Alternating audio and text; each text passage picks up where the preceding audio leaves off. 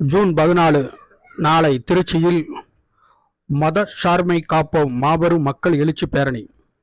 போராளி தலைவர் எழுச்சி தமிழர் அழைக்கிறார்.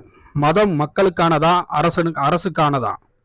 நம்மளையெல்லாம் தலைநிமிர வைத்த மகத்தான தலைவர் புரட்சியாளர் ஐயா அம்பேத்கர் போல வாய்ப்பு இருக்கிற தோழர்கள் ஐயா போல கோட் சூட் ப்ளூ கலர்ல போட்டு வரவும், வாய்ப்பு இல்லாத தோழர்கள் நீல சட்டை அணிந்து வாருங்கள் அப்படின்னு சொல்லி தலைவர் எழுச்சி தமிழர் நாளைக்கு பேரணி நாளை திருச்சியில் நடைபெறுகிறது.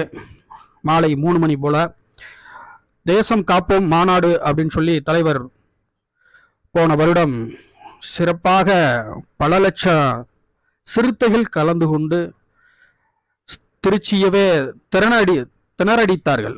அப்படி எங்கிட்டும் போக முடியாத சூழ்நிலை பட்டது. கிட்டத்தட்ட 2-3 மணி நேரம் அந்த டிராபிக்கை கிளியர் பண்றதுக்கே காவல்துறை சிரமப்பட்டது.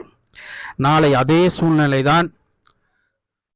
இந்த பேரணியும் மிகப்பெரிய லட்சக்கணக்கான சிறுத்தைகள் ஐயா புரட்சியாளர் போல கோட் சூட்டு அணிந்து முகநூலிலும் நிறைய அனுப்பியிருக்கிறார்கள். தலைவர் சொல்றதை கேட்டு எங்களுடைய நாளை பேரணி மிகப்பெரிய ஒரு வரலாறை உருவாக்கும். அப்படிப்பட்ட ஒரு பேரணி, மதச்சார்மையை காப்போம் அப்படின்னு சொல்லி ஒட்டுமொத்த சமூகத்துக்காகவும் மதத்துக்காகவும் ஒப்பற்ற தலைவர் எங்களுடைய தலைவர் எழுச்சி தமிழர் அழைக்கிறார். சனநாயக சக்தியில் அனைவரும் கட்சி அப்பாற்பட்டு அனைத்து தமிழ் உறவுகளும் கலந்து கொள்ள வேண்டும் என்று அன்புடன் அழைக்கிறோம். விடுதலை சிறுத்தைகள் பாதுகாப்பாக வாருங்கள். சிறப்பாக 2 மணி நேரத்துக்கு முன்பாகவே அந்த பேரணி தொடங்கும் இடத்திற்கு அனைத்து சிறுத்தைகளும் வந்து சேருங்கள் என்று அன்புடன் விடுதலை சிறுத்தையின் கட்சியின் சார்பாக கேட்டுக்கொள்கிறோம்.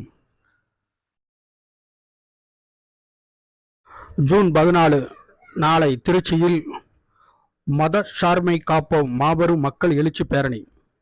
போராளி தலைவர் எழுச்சி தமிழர் அழைக்கிறார்.